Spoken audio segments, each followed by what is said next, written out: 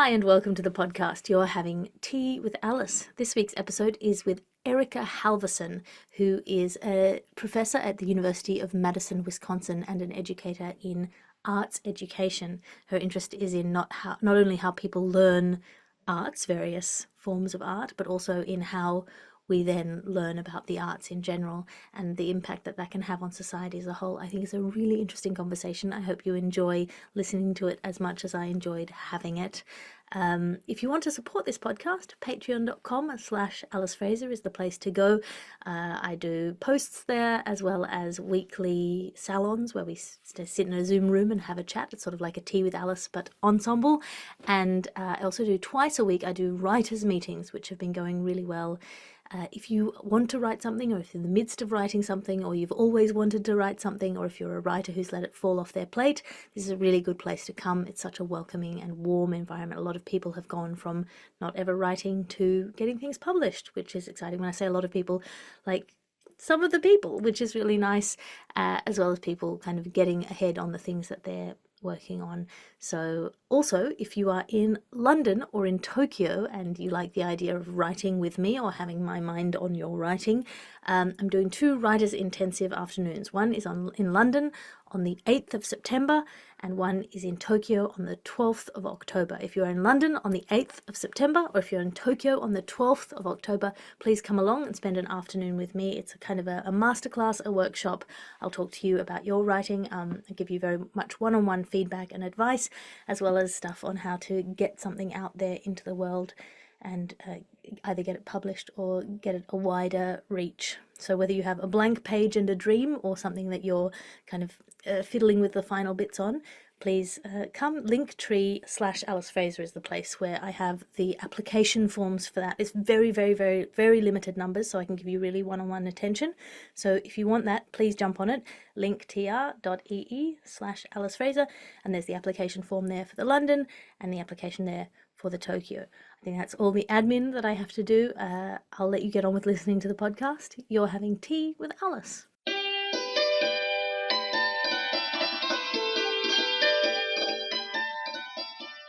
Hi, and welcome to the podcast. You're having tea with Alice. I'm going to start with 2 questions. First of all, who are you and what are you drinking? My name is Erica Halverson, and I am a professor of education at the University of Wisconsin at Madison, and I'm also a lifelong arts educator and performer and podcaster and all-around goofus. And right now, very boringly, I'm drinking water. Or as I like to call it, pre-tea. Yes, pre-tea or pre-cocktail. I know this isn't called Cocktails with Alice, but, you know, pre whatever comes next in our afternoon. Well, you got to start everything with water, including, life on Earth and all of that. What have you been wrestling with recently, Erica? I will say, not to get too personal too soon, but I've definitely been wrestling with what I want to be when I grow up. So I'm 48, and I've been a college professor for 18 years. And I mentioned to you off air that I'm taking my daughter to college in a few weeks, and I'm trying to figure out what comes next. I've been, doing the research and teaching and mentoring thing, but my passion is really in how to make the arts and arts education more meaningful and accessible to everyone. And so I've been wrestling with what the best way to do that is that uses all the skills I have and can maybe make a change in the world. What's your argument for arts education? What's the, I just to clarify for the listener, normally with Tea with Alice, I'm not like super interested in people's party lines. I'm more interested in where they're unsure or uncertain. But I'd like to start with where you are certain, which is like, where is the value of arts? I have my thoughts, but that's good. I can't wait to hear. Actually, art making is what makes us human, and using different tools for expression, whether they be visual tools or our bodies or digital tools, to challenge ourselves, to express ourselves, to work with others. That is the fundamental mechanism for being human. And schools, as well as other kinds of informal education spaces, have forgotten that. And they're so focused on the kinds of test scoreable skills that mark an educational experience as good or not good, that we've forgotten as a society how to engage young people in the things that make us human. And not to be too extreme, but that is part of the reason I think that we all have a hard time talking to one another at a really basic level. And so I have been working on, from the empirical side, meaning like studying how art making happens, but also from the advocacy side and from the design side. So making arts experiences that change kids' lives. I've been doing all of that work for over 20 years and am not daunted by the challenge of taking that to a bigger scale, but have definitely felt like the impact that I'm making, which I'm proud of, is quite local. And so I'm thinking about how do you scale that impact up? That's a really tricky question, particularly when it comes to art of all kinds. How do you make art kind of scalable, or is art just a one-to-one person? And then education, the same question. How do you make education broader? Because almost by definition, the broader you make it, the more people will fall through the cracks. But at the same time, maybe it's worth it to catch more people overall. I always think about this, that particularly governments, when they're doing budgets and things, they always present the arts as the top of a pyramid. It's the last thing on, it's a luxury, and it's the first thing you take off because it's a luxury. And there's also some sort of vague narrative going on behind the scenes of like, oh, well, people will just make art, And so there's two things that I think about when that happens. One is that my grandmother was a Holocaust survivor, and towards the end of the war, she and her friends spent a lot of time in a basement. This was when the bombs were falling and things were winding up and the Nazis were desperate. And if you were in the streets without papers, especially as a Jew, you were risking your life. They would go out while the bombs were falling to get food, because that was safer than going out during the daytime. At that time, what they would do is they would read plays or tell stories or do puppet shows on the walls, finger puppets, for each other to keep one another entertained in that darkness. So it's not the last thing that you do as a luxury. When you have nothing else, that's the thing that you do. When you're in real trouble, this is a very minor example, but I was on a road trip recently with my toddler, and we ran out of food, and she was hungry and tired and miserable, and I sang her songs. Like, this is not it's not a luxury, the arts. It's a necessity, and it's vital. And then the other thing that I think about is my dad was kind of a big copyright warrior, protecting the rights of authors to their work. And I was, at one point I remember being like, but isn't it better for many people to have access to the work and not have to pay for it? And he would say, yes, but libraries and so on and so forth. And I said, but won't people just create art? People, you've got the starving artist in the attic making art. People will figure out how to make art. And he said, well, if you don't pay artists for their work, then the only people who make art will be wealthy amateurs or people who are being paid by corporate interests. And I would add too that professionalizing both art making and the teaching of art making gives it a sense of legitimacy. So when I run an artist in residence program in elementary schools, and we pay our teaching artists a living wage. And that's not just because we think it's a nice thing to do. It's because we are acknowledging and putting out in front that this is a profession, this is a job, and frankly, other institutions accord it more respect as a result. I mean, we spent a lot of time as arts educators apologizing to schools. I'm sorry this costs money. Or, apologizing for being in the way or making things too complicated. And I think that devalues our own work. So I completely agree with your dad and think that that's, a necessary condition for being on the level. So I have a friend who came to stand-up comedy from pole dancing, and we've done this podcast before, but one of the things that she was pointing out is that in comedy you're expected to do a lot of work from the beginning for free in order to build up enough kind of legitimacy and value to be allowed to be paid. But because pole dancing comes for the most part from women, often women who have dependent children or families, from day one you are expected to ask to be paid for your work.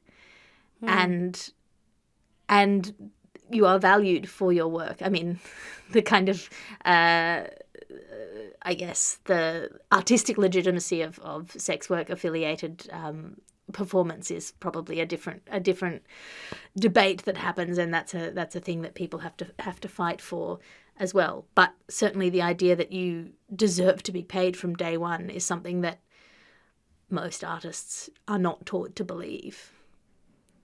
And that's in part why. So one of the other things I do at the university is I have a program that trains teaching artists.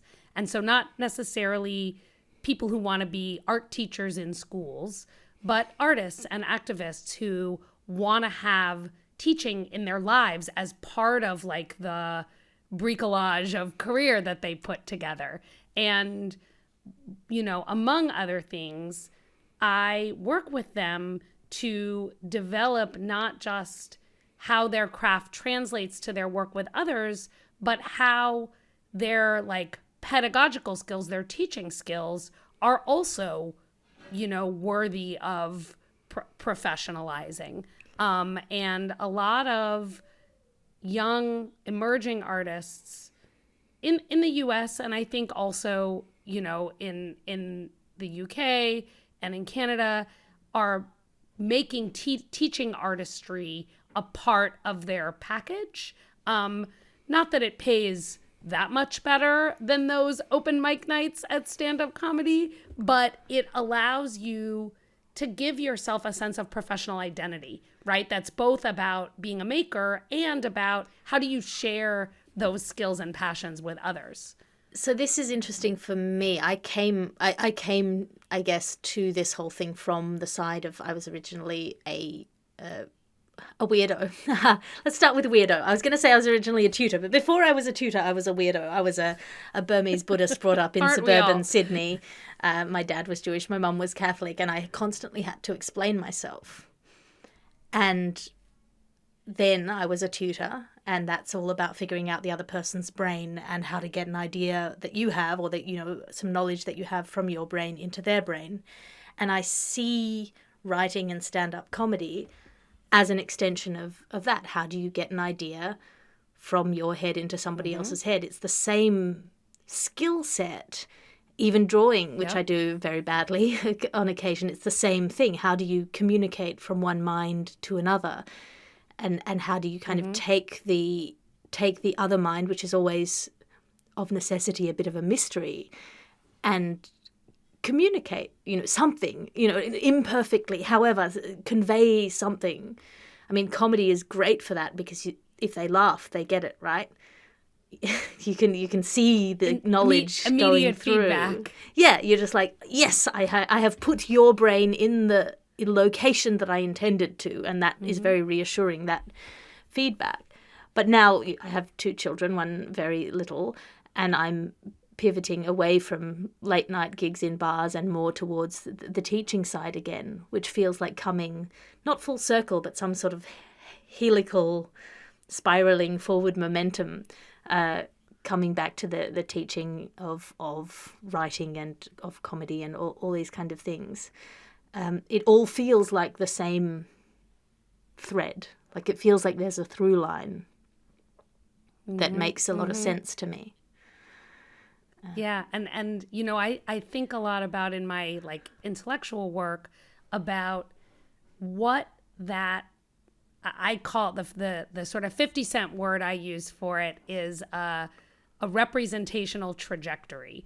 And what I mean by that is that like in any artistic medium, you have a set of representational tools, right?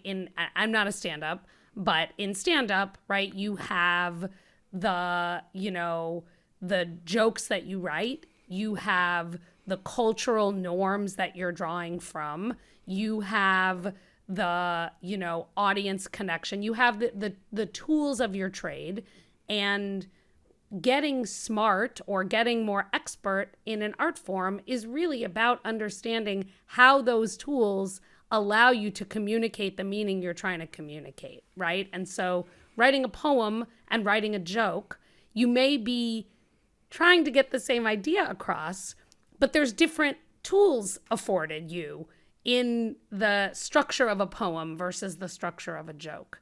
And good teachers work with students to help them understand how those tools are useful in different kinds of ways.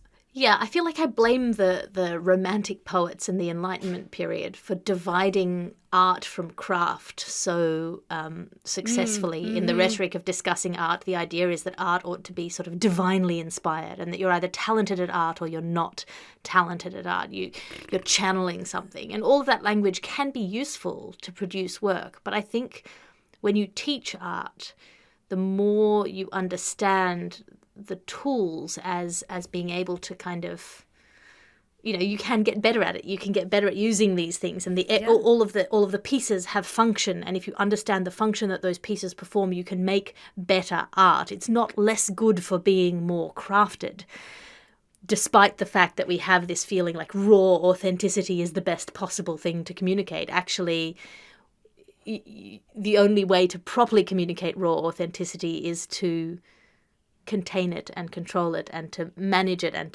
to shape it as art, because otherwise you just have a person screaming on stage, and that's not going to effectively communicate mind to mind. I think about that a fair bit as somebody who started comedy because I wasn't good at it and became solid at it. It's interesting to me how people sort of, there is this narrative of if you're working at it, you mustn't be a good artist. That I think trips up like a lot of good art or something. Yeah. Whereas why would you value it if it comes too easily? What's the point of it? And you find, you know, particularly in comedy, people who are naturally funny not all of them, but can get to a point in their career a couple of years in where they have a bad day and they don't actually know why they're funny or how to be funny when you're in the midst of a breakup or in the midst of grief or in the midst of a headache or your period. Like, if you are just funny, that's a really wonderful thing. But also you have to be able to, if you want to do it as a job, you have to be able to do it not as an expression of the love of the gods working through your body, but as a like A plus B equals C. And then you be aware of all the different little fascinating, there are jokes that I can tell when I'm slightly heavier that I can't tell when I'm slightly lighter. Mm-hmm. Things like that, your body on stage being part of the message of the thing that you're delivering. And if you're not conscious of that, I have a friend who was a very, very beautiful girl and had bad body dysmorphia. And so she would tell jokes that from her perspective were in the context of like us fat girls, but from the perspective of the audience were incredibly mean jokes punching down. And I had to like take her aside and give her like a little come to Jesus moment of like, I sort of don't care about your mental illness here. In the context of performance, you must acknowledge that the audience sees you as a beautiful young woman. Like, they don't care that you have a self-image that isn't congruent with that. And if you're like, you're going to have to explain that to them if you want to make this kind of joke and have it work. I mean, of course, you can make whatever joke you want, but if you want them to laugh with you instead of feel attacked by you, you're going to have to acknowledge the reality of the function of your body in this context, which is like a signifier of youth and beauty. Get over it. Like 100%. And, I said I'm not a stand-up, but I've done a lot of improv. And for me, my preferred tools are other people, right? So I am real good at making a yes and joke. I am much less good at crafting a joke. And then as a comedian, I know then the next step is not just to craft it, but to be able to say it over and over again and make it sound as if I'm saying it for the first time.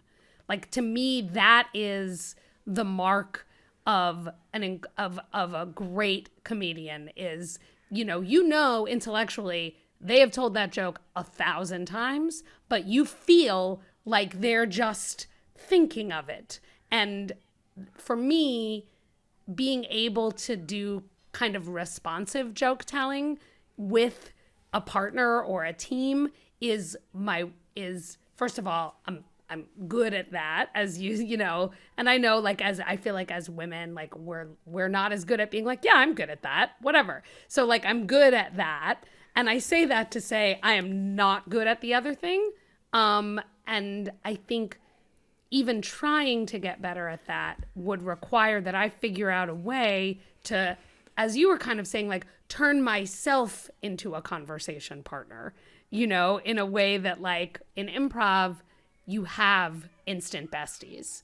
And that's what sort of inspires me. So last year I was at the Edinburgh Fringe and I was hosting the Fringe Society event. They have a fundraising thing in the museum, and Eddie Izzard was there, and she was saying that I said sort of, how did you come to stand up and to your unique kind of voice?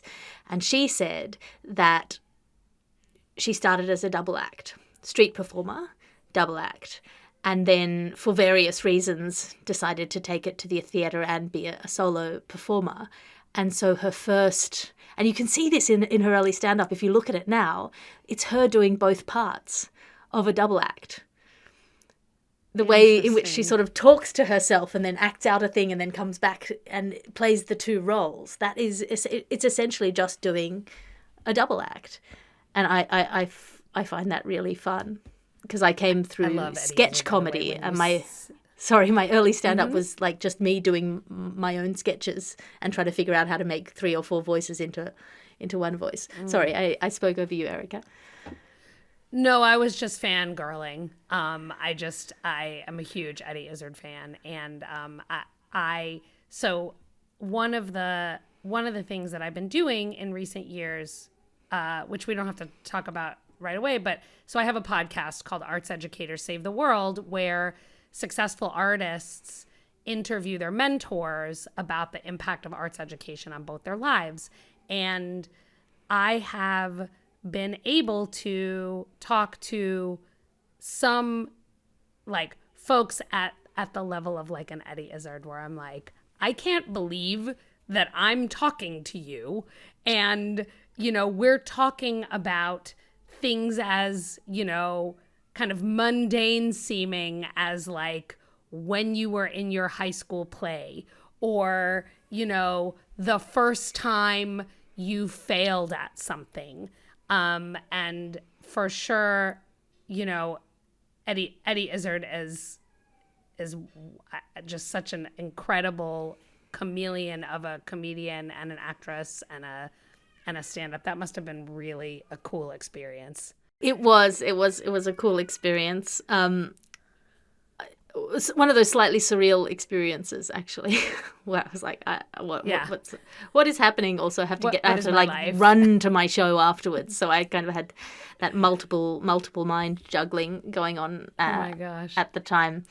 I had to run to my show, but I was at the time still breastfeeding my daughter. So I had lined up my dad to come meet me outside my venue so that I could feed her before I went into my show. I can just imagine, like, here you go. Here's a baby. Okay. You've Yeah. filled up. Let's go to the next place. There are these odd, sort of slightly humiliating things that you do as a parent that make you feel so, like, beyond competent. You feel like a spy in a spy movie where you're kind of making all these plates moving and, you know, fitting things in around each other. And you're like, no one will enjoy how incredible I am in this moment, you know, where I'm spooning porridge into my daughter with one hand and breastfeeding my son on the other side, and at the same time I'm on like a conference call with the BBC. You're like, no one gets how cool this is. Like, That's right. and I'm it's a also so like superhero. simultaneously so sort of meaty and embarrassing, but you're like on top of the world about it. It's an odd victory, I think, in parenting. So you feel like you're at this kind of inflection point in your life. You are planning on kind of being a new iteration of yourself. How does that feel? Well, we have a word in our house for things like that. We call it nervous sighting. So it is, and it's okay to live in both of those feelings at the same time, right? I can be excited about it, but still feel nervous. And, you know, I am one of very few extremely, extremely lucky people.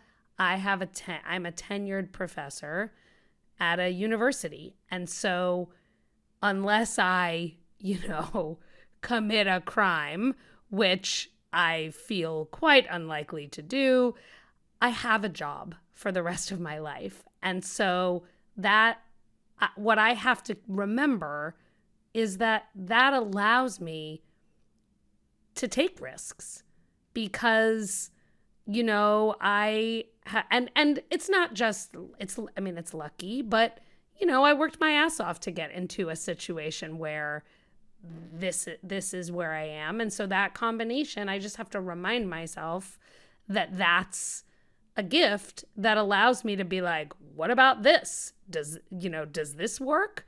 And if it doesn't, then I'm teaching intro to qualitative research methods and arts integration for elementary school teachers. And how bad could that be? Yeah, I feel like part of what is missing from the conversation about privilege is that when you have it, you should use it. Like, yeah. The idea of just feeling guilty about the luck that brought you to the place where you could apply your skills sufficiently to get you something. There's so many people who, this is a completely different thing that I've been thinking about for a little while. The feeling that, the idea that feeling something about something does anything. So the idea that if you're studying for your exams, being really worried is sort of part of the work. And that if you're not really worried, then you're not really working, and vice versa. When in discussions about privilege, people just feeling guilty about their privilege and performatively feeling guilty about their privilege does so little compared to the amount of emotional effort that is poured into it. It seems wasteful to me. It looks like pouring water out on the ground when I see people doing that, because you feel like, well, this impetus could be used functionally, surely.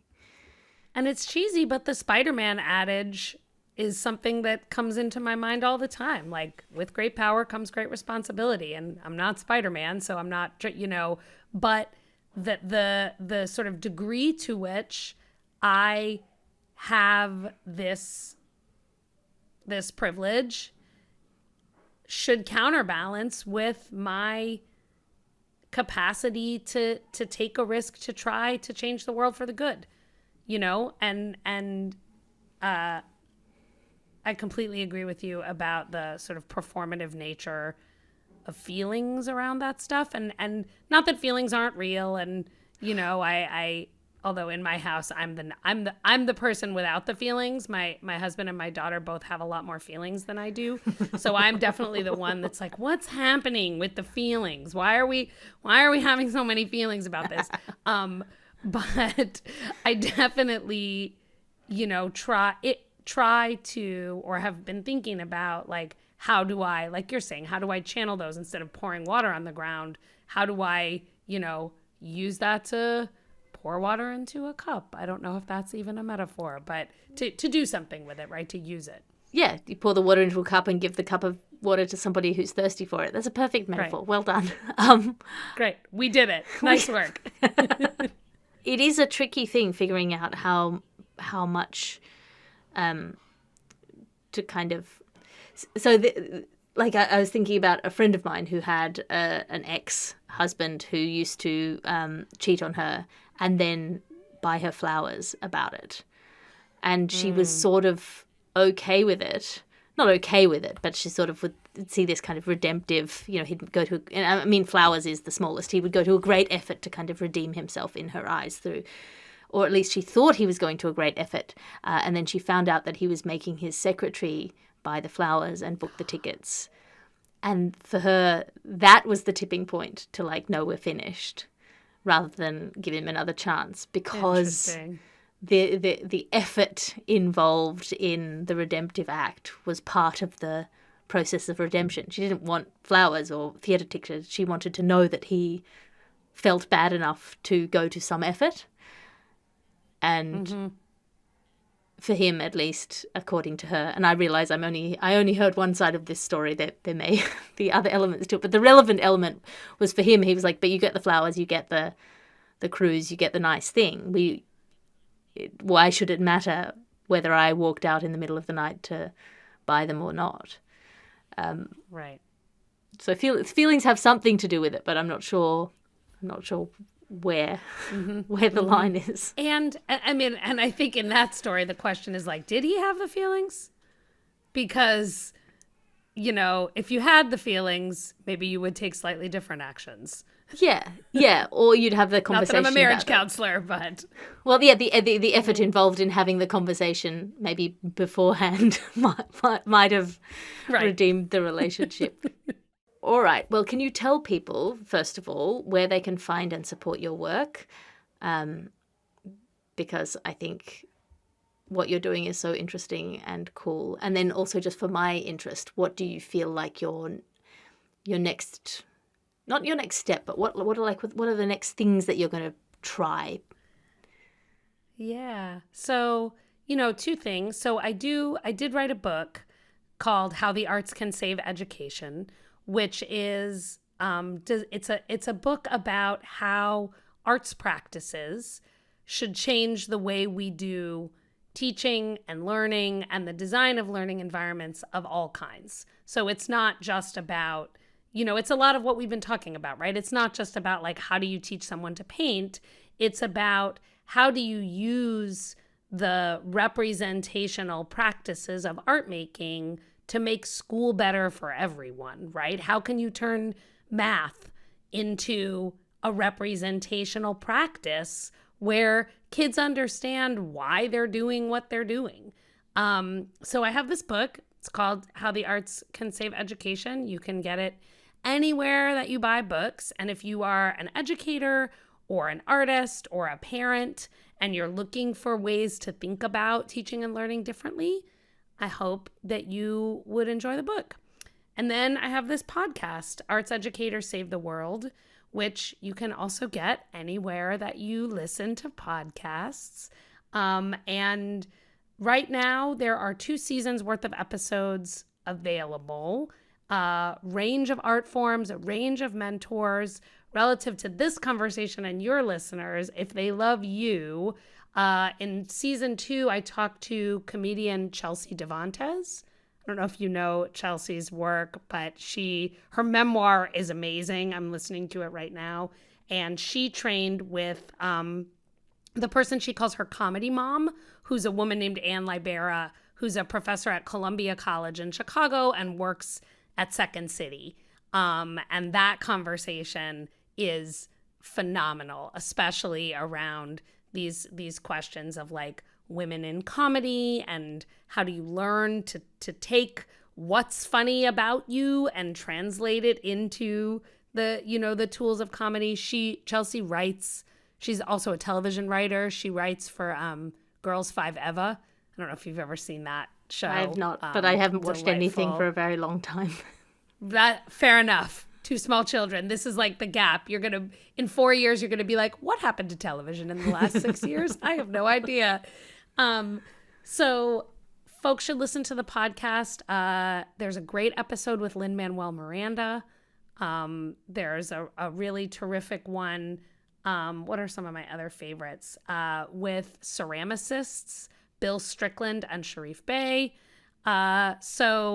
And we're working on, so one of the things I'm working on, which is a smaller working on, is turning that into more of like an always on situation, because there are a lot of stories to tell. There are a lot of stories about people's experiences, artists' experiences with their mentors and how that's shaped their lives.